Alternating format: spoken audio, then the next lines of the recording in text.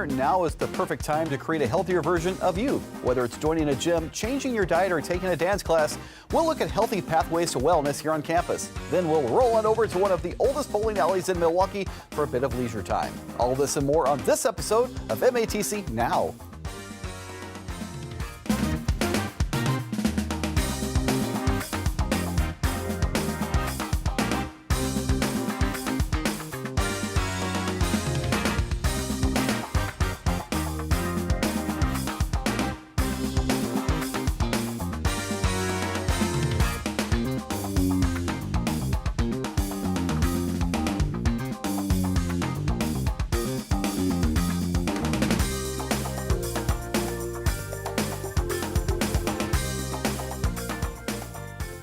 Well, happy St. Patrick's Day, everyone, and welcome to this week's episode of MATC Now. I'm your host, James Charles, and today I'm accompanied in the studio by my co-host, Rick Caesar, an alum from the Registered Nursing Program. Rick currently works as a tutor here on campus for the MEN program. Welcome to the program, Rick.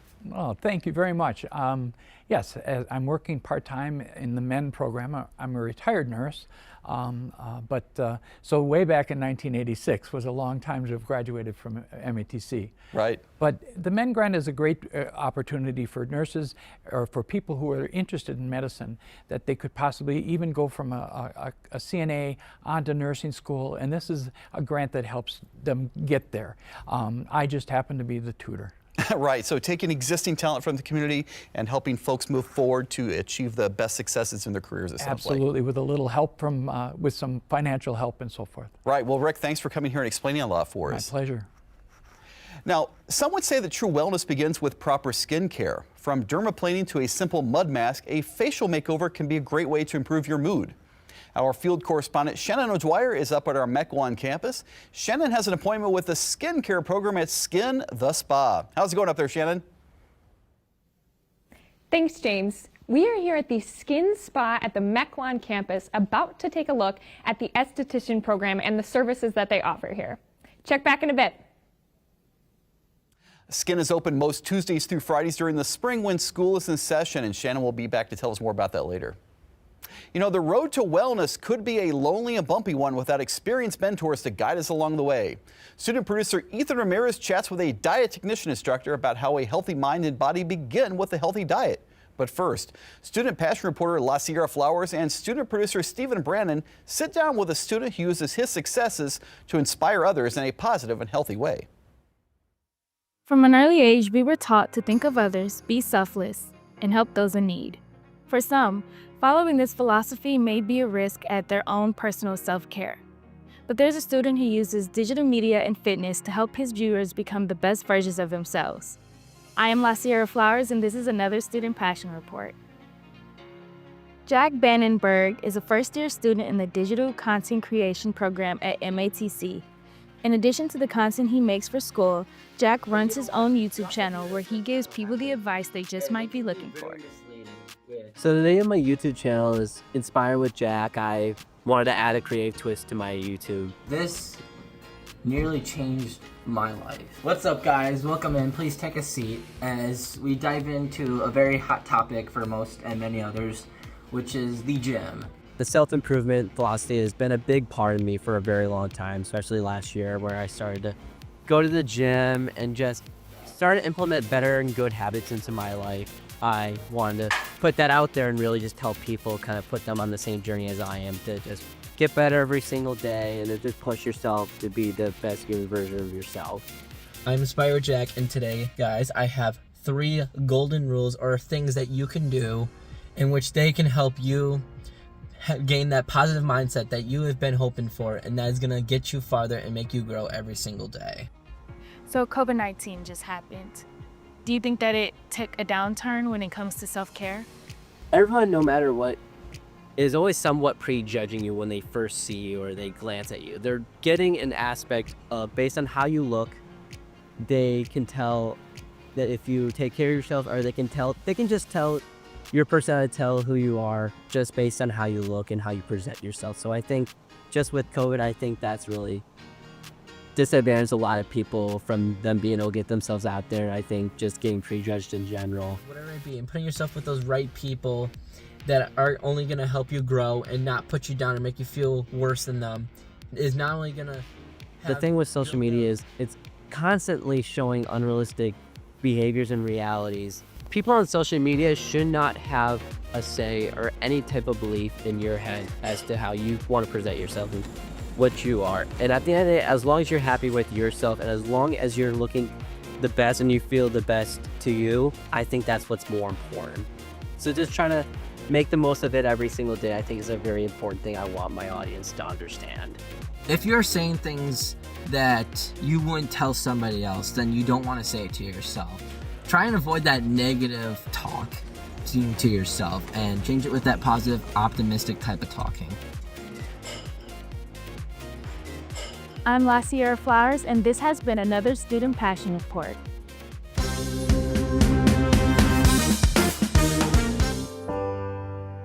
A healthy body and mind begins with knowing a healthy diet and what it can do. Let's hear from diet technician Heidi Kate. I've been here for about 15 years at MATC in the Nutrition and Dietetic Technician program as an instructor and program chair for the past about 7 years. From the beginning, I've always enjoyed teaching others, especially about nutrition. One of my first positions as a nutritionist in the WIC office, I had the opportunity to teach young new moms and their young children about how to choose healthful foods. And from there, I moved on into teaching individuals in a variety of different settings, from hospital, inpatient, outpatient, as well as consulting as a nutrition professional. And when I moved into higher education, I had the chance to teach future dietitians, nurses, and here at MATC, nutrition and dietetic technicians, dietary managers, community health and nutrition navigator students. So I have always enjoyed it. It's a wonderful opportunity to kind of share my knowledge with others who then can go out and share it with many more people. Having knowledge of food and nutrition is very important for improving one's health. All health and well-being. It's important to eat well-balanced meals, and when I say that, I mean ensuring that you have a good balance of your macronutrients, carbohydrate, protein, and fat, and your micronutrients, all vitamins and minerals.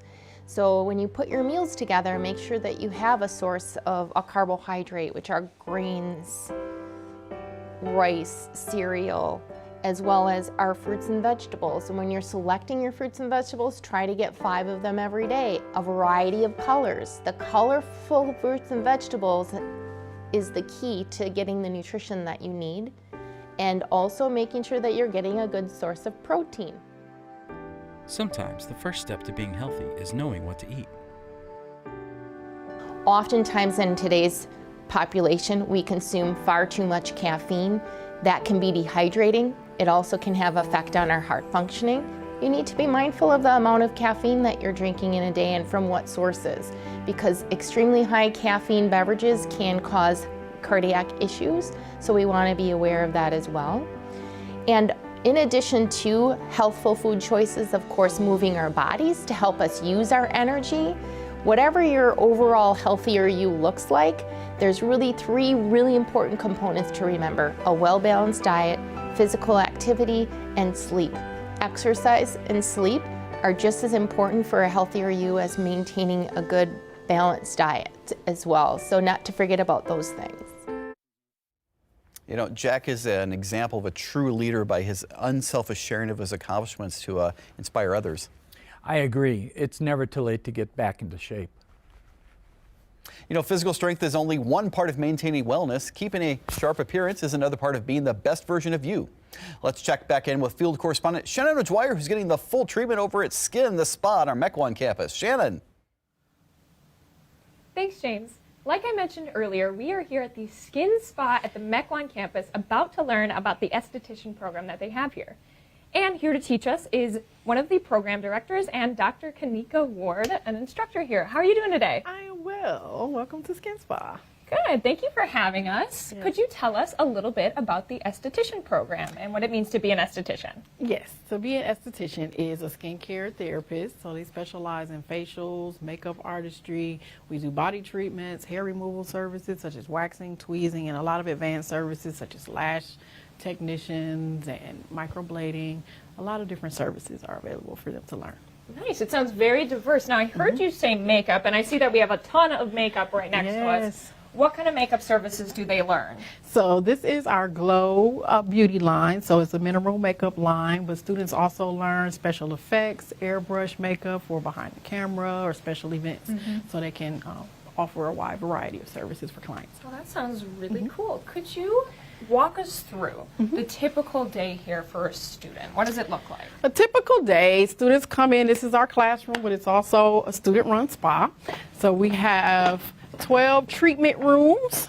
Our treatment rooms are state-of-the-art with our steamers, massage tables. They're all equipped for our services for students to learn facials, body treatments, and then we also I see that we have a ton of stuff over here. This is a really large space. Yes, it is. Yeah, so you have about like 12 students, did you say before? Yes, they work on each other, and then we also offer guest services in this room on Thursdays, and you can book services with our students at the OnCampus. It's a beautiful campus. Yeah. 262-238-2222 is the number you can contact, or you can contact me at wardkj@matc.edu. Well, I see that we have a ton of stuff in here, so tell me a little bit about some of the services that students learn. So this is our BioElements line of products. So these are skincare services. Our students learn a skin analysis. So they are able to customize their services. We have hot stones, cool stones, and that's one of our advanced services for therapeutic treatments for using hot and cold treatments. Well, excellent. What kind of a career path do students take here after they're done with the program? Like, what kind of jobs can they get? Students go into the spa industry as employees. They can go to waxing specialties, makeup artistry. Some of them own their own suites, such as one of our graduates here, Casey Frost with Ellie Blue, Threading and Spa. And the students, they can do microdermabrasion, they can do chemical exfoliation. So they do, entrepreneurship as well as work in different spa establishments in the city. Well, since we're here, I might as well get a service done. Would you like to show me the paraffin wax service? Sure. So walk me through it. What is she going to tell me about this today? Okay, so paraffin is a therapeutic treatment. It's a nice treatment for dry skin, but it's also therapeutic for if you're arthritic or if you just want to relax your muscles. So the hand paraffin that Casey is working on now, she is going to put the Shannon's hand in so it's very warm to the touch. We do a scrub, so it's basically like getting a hand or a foot facial. Nice. Well, we're going to get started on this, and by the time I get back to the studio, my hands are going to be silky soft. Back to you, James. Well, thanks, Shannon. If that experience wasn't motivation enough, Skin the Spa is available to all MATC students at 20% off regular prices. You know, nutrition isn't just about the food we eat, but also about broader lifestyle choices we make. Let's check in with the Community Health and Nutrition Navigator program to learn how graduates of this program could encourage healthy approaches to nutrition and health.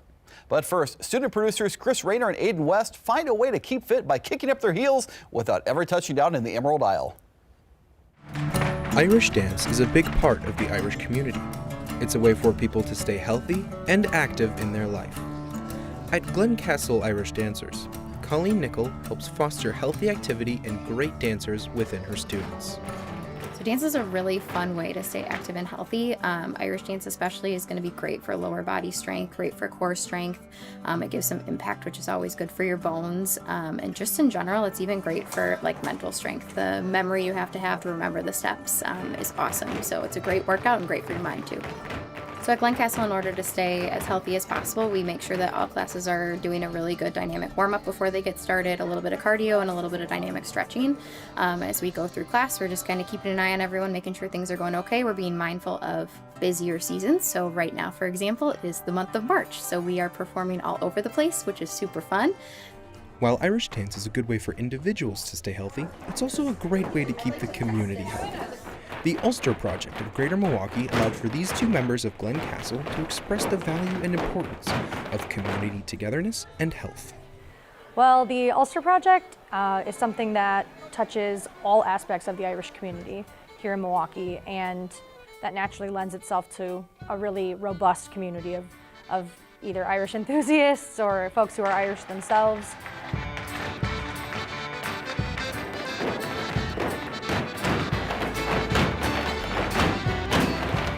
The Irish community in general is extremely big and extremely strong.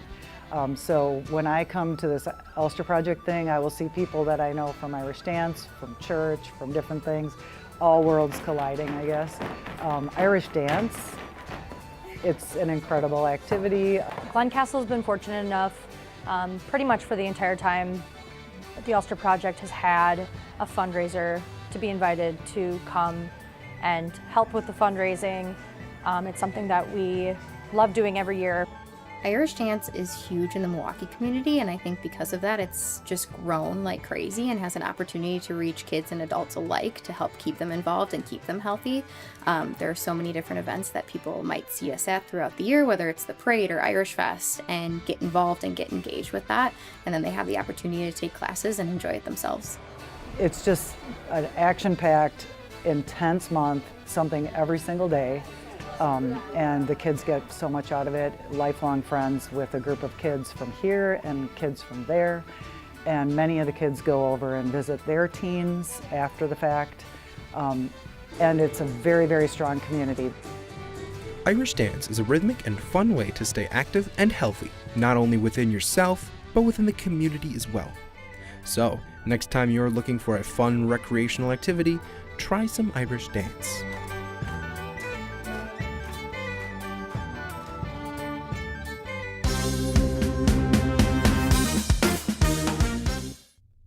Being healthy is important to having a long, fulfilling life. There are many different ways to be healthy, whether it be mental, physical, or nutritional.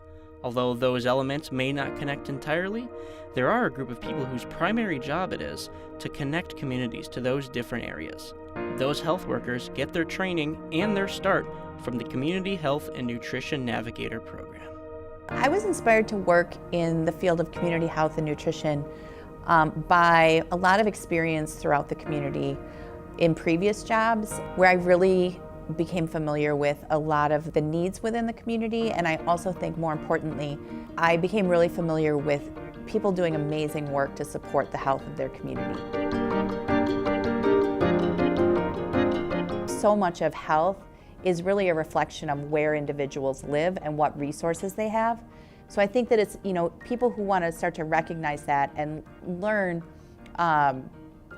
new ways to support the health of their community would probably be really interested in taking these courses. I like to make sure that students understand just the complexity of the healthcare system, and that the healthcare system, while a lot of people focus on clinical care, there's also just a tremendous number of community organizations that really can impact community health. So I want to really define health more broadly for students so that they understand that they can plug in so many important ways to support the health of individuals in a community. So I think it's really important to make sure that students are prepared to support diverse communities when thinking about health decisions. So in my classes, I like to emphasize just the importance of understanding how to build trust with diverse communities, understanding that people from different populations have different priorities, different cultures that impact the way that they support health. So in fact, this afternoon, we're going to be talking about diversity and serving diverse clientele. We talk about concepts like cultural humility, cultural competence, just really hopefully preparing students to be in the field, working with diverse populations, serving everybody with dignity, and recognizing individual needs, population needs, and understanding that there are cultural and ethnic differences that drive the way that people access health and health information. So I think the pandemic really shed light on some of the shortcomings within the healthcare system. Specifically, there was a lot of information available, but there weren't always the correct channels to get that information to broader populations. So as a result of the pandemic, there actually were increased opportunities for community health workers.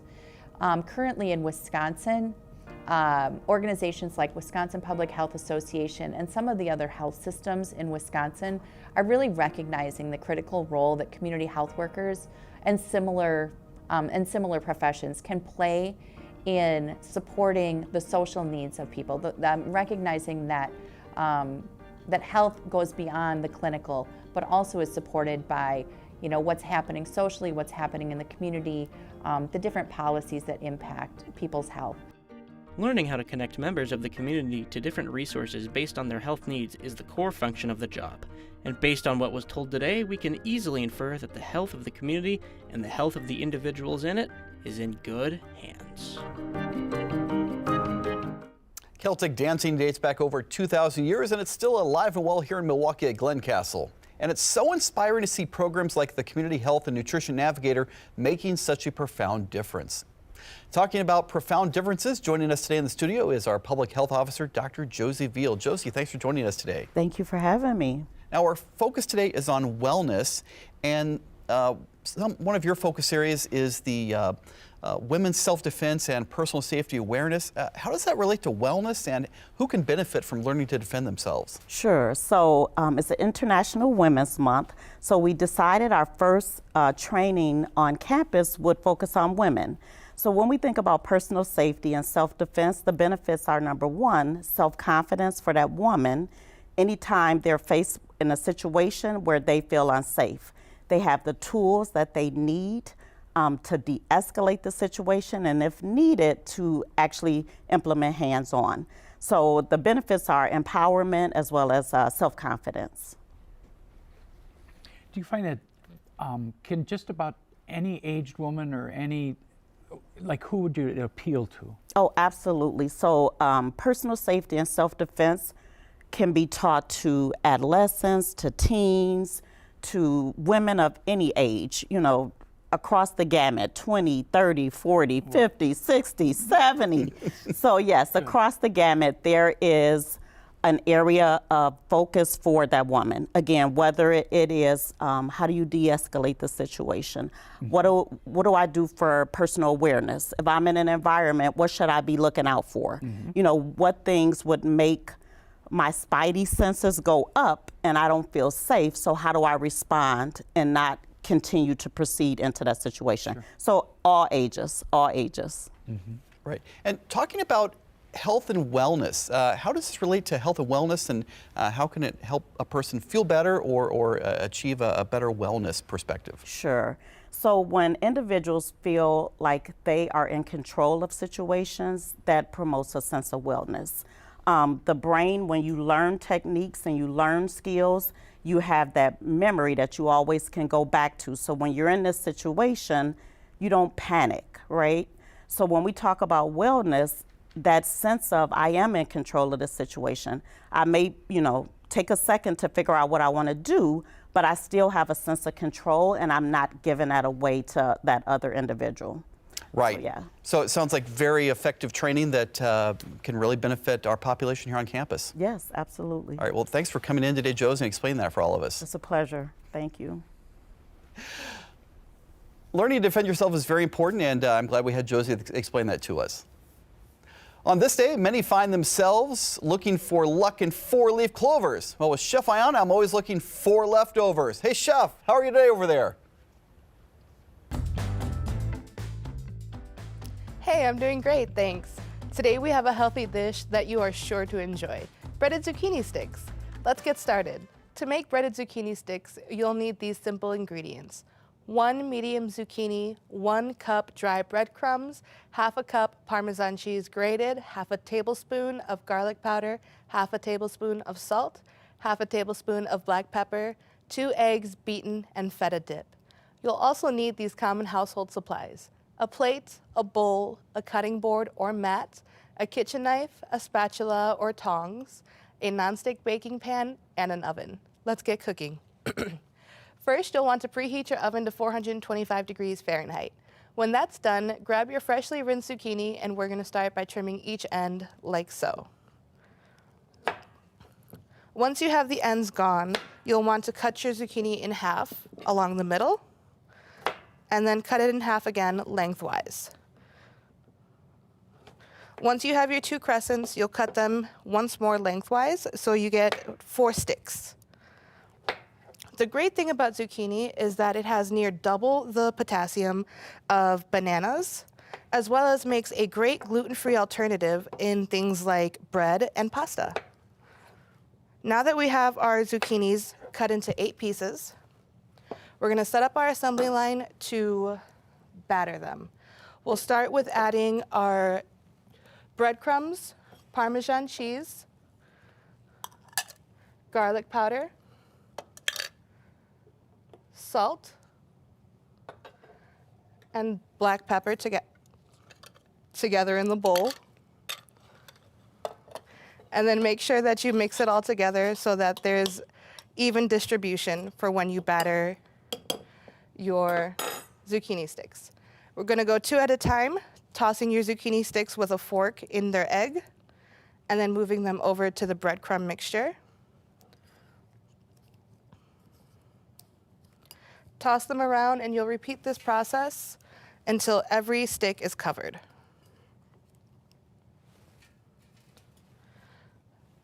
Oops. 2.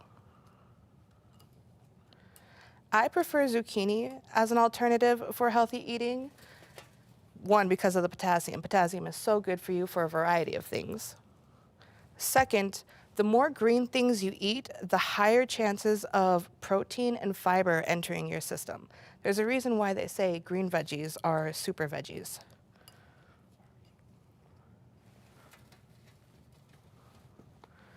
Two more. And by this point, your oven should have heated up. Grab your pan of zucchini and place it in. You should set a timer for 25 minutes, making sure you flip halfway through.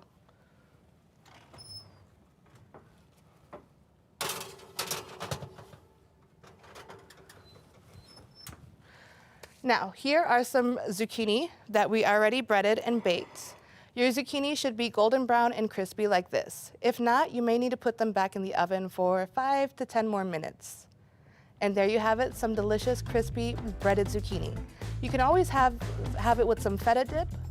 Thank you for tuning into cooking. Back to you in the studio. Thanks for that recipe, Aiyana. Those look perfect for a nice, healthy snack. Now let's see what James here has for us in this week's MATC Minute. Everyone is welcome at an unforgettable night of elegance, celebration, and pure vibes during the Black Student Union's 2nd annual MATC Adult Prom on Saturday, May 10th, 8 p.m. at the Baird Center. The theme is Down by the Bayou. Tickets are $50 each and includes dinner, music, and professional photos. Show off your storm or school spirit. Save 20% on MATC-themed merchandise at any campus bookstore now through Tuesday, March 18th. Students are invited to join the free 3-part Clifton Strengths Assessment hosted by MATC retention coaches. Enjoy an inspiring journey to discover your unique strengths, talents, and potential. Join us Mondays, March 24th and 31st, 2 to 4 p.m. at the downtown campus. Learn verbal de-escalation techniques this week as part of a training series led by EPU Personal Defense. Wednesdays, March 26th and April 2nd, 11 to 11:45 a.m. at the downtown campus. Visit matc.edu/events for more information about events happening around the college. Thanks, James. I'll do my part about spreading awareness for the defense classes as well. Now let's check in with student producer Max Mattinson and learn a thing or two about Milwaukee's oldest bowling alleys. I'm student producer Max Martinson here at Holler House, and this is another hidden Gem KE.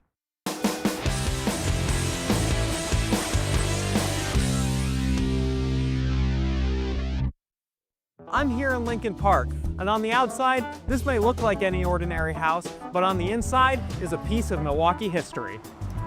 Founded in 1908, the Holler House has been a staple in the Milwaukee area for over 100 years. And if you head downstairs, you'll find the oldest sanctioned 10-pin bowling alley in the United States. Even though it's old, for the players, the lanes function like any other bowling alley. But what makes the Holler House special is what happens behind the scenes. The lanes are still reset manually by pin setters who tend both lanes during every game. The lanes also still use a manual ball return.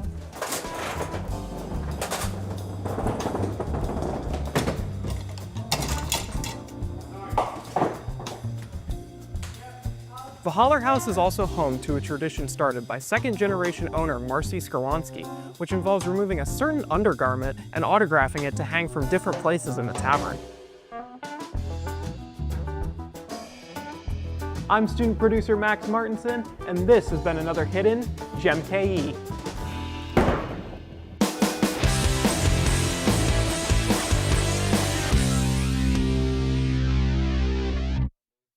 I was going to close out with a bad bowling pun, but I thought I'd spare you. Anyways, thanks to Rick and Josie for joining me today. Thank you. Thank you. And thanks to all of you for tuning in to another episode of MATC Now. I'm your host, James Charles. Please join us again next week. Until then, on this special day, may the road rise up to meet you. Sláinte.